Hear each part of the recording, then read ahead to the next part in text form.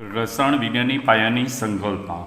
આજે આપણે પ્રમાણસૂચક સૂત્ર અને આણ્વીય સૂત્ર વિશે અભ્યાસ કરીશું.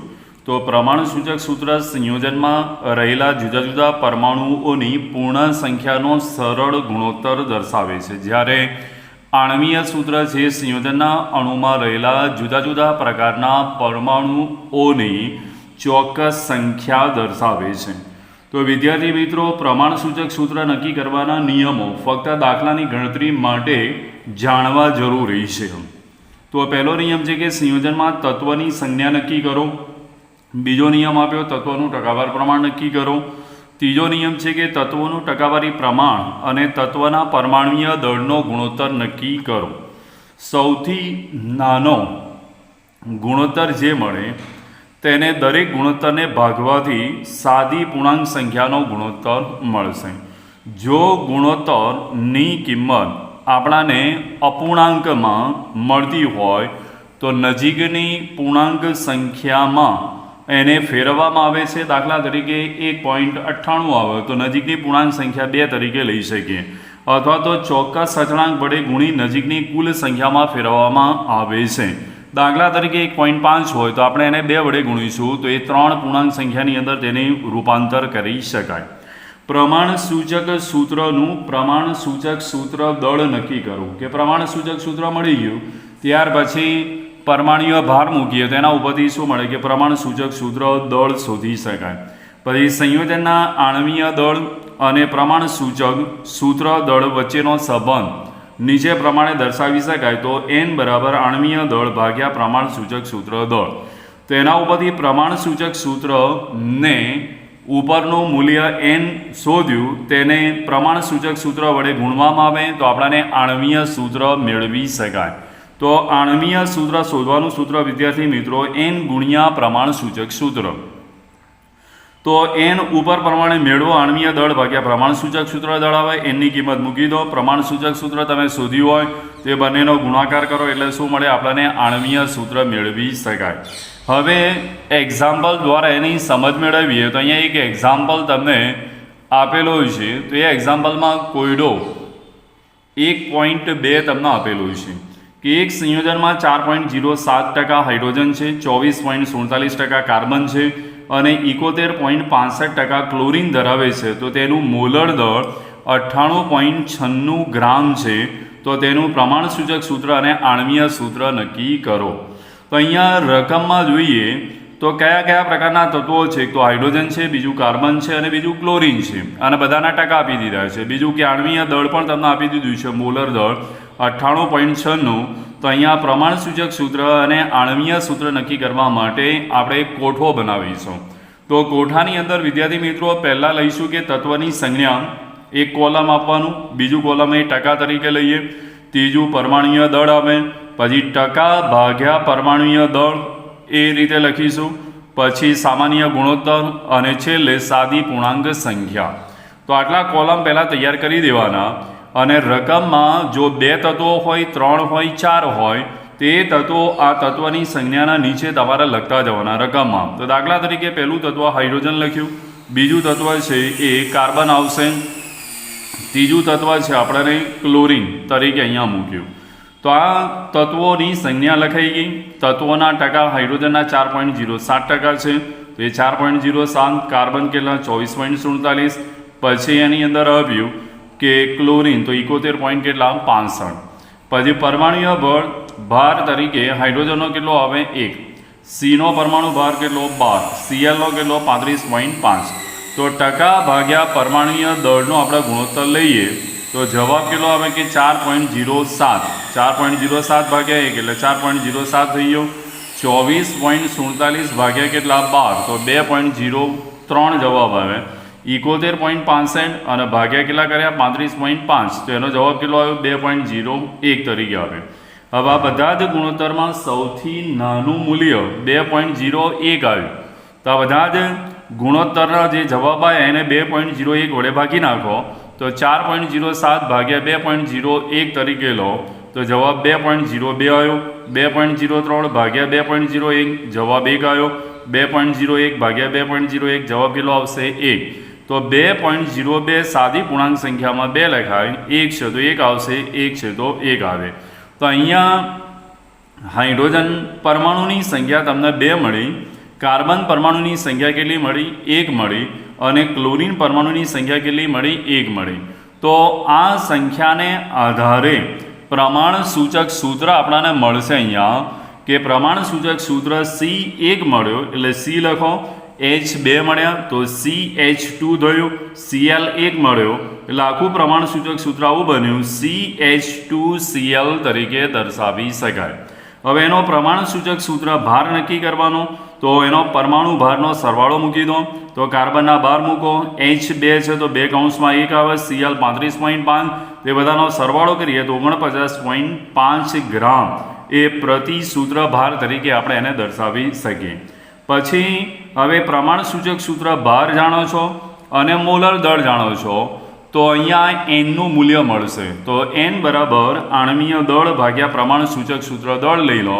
આણ્વીય દળ રકમમાં કેટલું આપ્યું છે? 98.96, તે મૂકી દીધું. પ્રમાણ સૂચક સૂત્ર દળ અહીંયા લાયા 49.5, તે બંનેનો ભાગાકાર કર્યો તો 1.999, એટલે એપ્રોક્સિમેટલી કેટલા? 2 લઈ શકાય. તો આ Nનું મૂલ્ય 2 આવ્યું.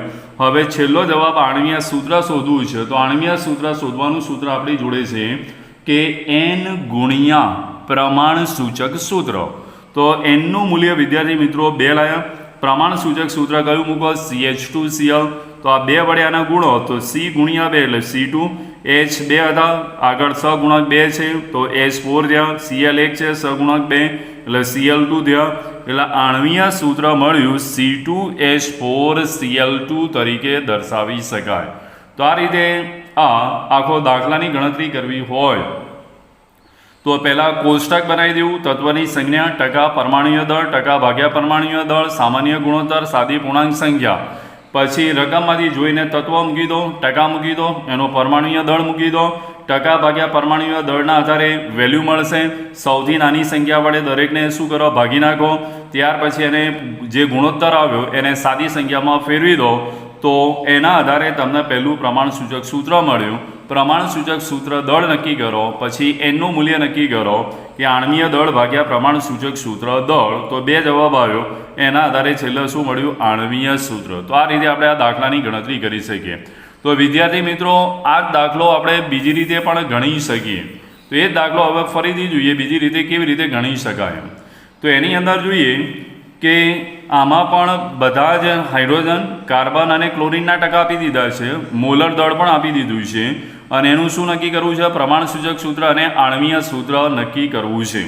તો એના માટે સૂત્રો આપ્યા છે. તો અહીંયા પરમાણુની સંખ્યા શોધવી હોય તો પરમાણુની સંખ્યા શોધવાનું એક સૂત્ર છે કે ટકા ભાગ્યા 100. જે તે તત્વના ટકા લઈ લો, ભાગ્યા 100 મૂકી દો, અને ગુણ્યા મોલર દળ ભાગ્યા શું મૂકી દો? પરમાણુય દળ મૂકી દો. તો એના આધારે તમે કોઈપણ તત્વના પરમાણુની સંખ્યા શોધી શકાય છે. તો દાખલા તરીકે ટકા પહેલાં આપ્યા છે હાઇડ્રોજન, તો હાઇડ્રોજન પરમાણુની સંખ્યા શોધવી છે. તો H બરાબર ટકા ભાગ્યા કેટલા લઈશું? 100 લઈશું. મોલર દળ ભાગ્યા શું મૂકી દીધું? પરમાણુય દળ મૂકી દીધું. તો અહીંયા ટકા કેટલા આપે છે? 4.07 મૂક્યા, અને ભાગ્યા 100. મોલર દળ રકમમાંથી લીધું 98.96, અને ભાગ્યા પરમાણુય દળ, તો Hનું પરમાણુય દળ 1 આવે. આ બધાનું સાદુરૂપ આપ્યું તો 4.0276, એટલે એપ્રોક્સિમેટલી H બરાબર કેટલા પરમાણુ મળી ગયા? 4 પરમાણુ મળી ગયા તમને. હવે એ જ રીતે 24.47% કાર્બન. તો હવે કાર્બન પરમાણુની સંખ્યા શોધવી હોય તો આપણે સૂત્ર હતું કે ટકા ભાગ્યા 100 લઈ લો, ગુણ્યા આણ્વીય દળ અથવા તો મોલર દળ કહેવાય, અને ભાગ્યા શું લઈ લો? પરમાણુય દળ લઈ લો. તો એના આધારે ટકા કાર્બનના 24.47 ભાગ્યા 100, મોલર દળ મૂકી દો. કાર્બનનો પરમાણુ ભાર કેટલો આવે? 12. એનું સાદુરૂપ આપો તો છેલ્લો જવાબ C બરાબર 2, એટલે કાર્બન પરમાણુની સંખ્યા કેટલી મળી ગઈ? 2 મળી ગઈ. હવે Clના ટકા શોધવા છે.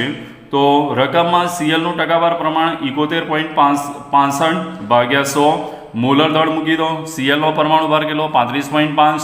તો એનું પણ સાદુરૂપ આપો તો Cl બરાબર જવાબ કેટલા આવ્યા? 2 આવ્યા.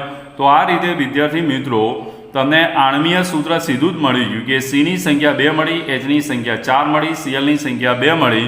તો એના આધારે આણ્વીય સૂત્ર બરાબર C2H4Cl2 તરીકે આપણે દર્શાવી શકીએ.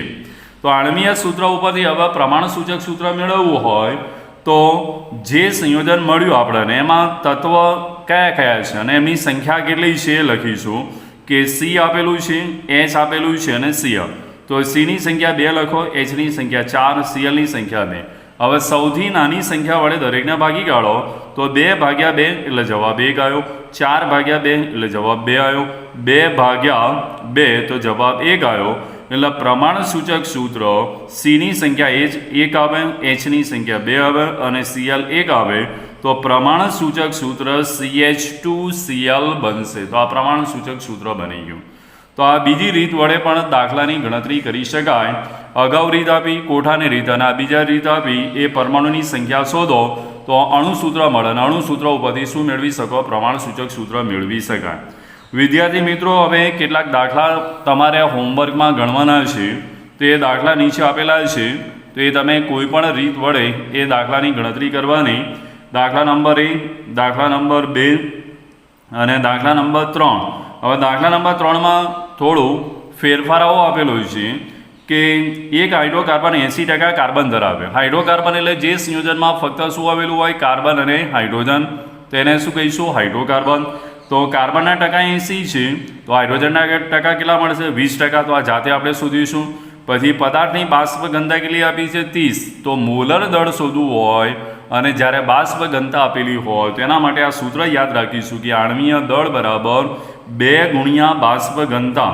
તો 2 ગુણ્યા 30 મૂકી દો એટલે આણ્વીય દળ કેટલું? મોલર દળ 60 મળી જશે. અને એના આધારે તમારા પ્રમાણસૂચક સૂત્ર અને આણ્વીય સૂત્ર નક્કી કરવાનું થાય. તો આ એક મુદ્દો નવો આવ્યો કે હાઇડ્રોકાર્બનમાં કાર્બન અને હાઇડ્રોજન જ હોય. કાર્બનના ટકા 80 છે તો હાઇડ્રોજનના 20% થયા અને એના પરમાણુ દળ વડે ભાગી નાખો. બાષ્પ ઘનતા ઉપરથી મોલર દળ મળી જશે તમને અને એના આધારે તમારું પ્રમાણસૂચક સૂત્ર અને આણ્વીય સૂત્ર નક્કી કરી શકાય. પછી ચોથો દાખલો આપ્યો છે એમાં જોઈ લઈએ કે ચોથા દાખલાની અંદર પણ સંયોજનમાં કાર્બનના ટકા આપ્યા છે, હાઇડ્રોજનના ટકા આપ્યા છે, ઓક્સિજનના આણ્વીય દળ આપ્યું છે.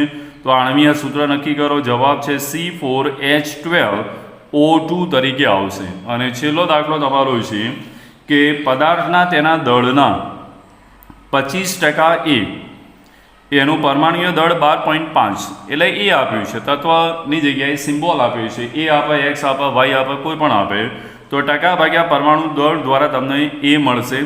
પછી 75% બી છે તો 75/37.5 લઈશું તો એના દ્વારા તમને શું મળશે? બી મળી જશે. પછી ગુણોત્તર લો અને એના આધારે પ્રમાણસૂચક સૂત્ર નક્કી કરો. તો આ પ્રમાણસૂચક સૂત્ર નક્કી કરતા જવાબ કેટલો આવશે? કે એ બી. તો આ બધા દાખલા તમારે હોમવર્કમાં ગણતરી કરવાના છે. 5 દાખલા આપેલા છે તો 5 દાખલા હોમવર્કમાં ગણતરી કરવાની રહેશે. તો આ રીતે કોઈ પણ તત્વના ટકાવાર પ્રમાણ આપેલા હોય તો એના આધારે શું શોધી શકાય? પ્રમાણસૂચક સૂત્ર, આણ્વીય સૂત્ર શોધી શકાય. તો પ્રમાણસૂચક સૂત્ર પહેલાં મળશે અને એના આધારે શું મળશે? આણ્વીય સૂત્ર. આણ્વીય સૂત્ર માટે શું મૂકવું પડે છે? એટલે કે n ગુણ્યા પ્રમાણસૂચક સૂત્ર. અને n શોધવું હોય તો શું સૂત્ર તૈયાર કરીશું? કે આણ્વીય દળ અથવા મોલર દળ કહેવાય અને ભાગ્યા પ્રમાણસૂચક સૂત્ર દળ લો તો એના આધારે એનનું મૂલ્ય તમે મેળવી શકો. તો એક એ સૂત્ર તૈયાર કરી લેવું અને કોઠાની રીતે દાખલો ન ગણવો હોય આપણે અને પરમાણુની સંખ્યા સીધી જ શોધવી હોય તો એના માટે પણ તત્વના પરમાણુની સંખ્યાનું મેં સૂત્ર આપ્યું કે ટકા ભાગ્યા 100 લઈશું ગુણ્યા મોલર દળ ભાગ્યા શું લઈશું? પરમાણુય દળ. તો આની મદદથી કોઈ પણ તત્વનું તમે પરમાણુની સંખ્યા શોધી સીધો જવાબ તમને આણ્વીય સૂત્ર મળે અને આણ્વીય સૂત્ર ઉપરથી શું નક્કી કરીશું? પ્રમાણસૂચક સૂત્ર નક્કી કરી શકાય છે.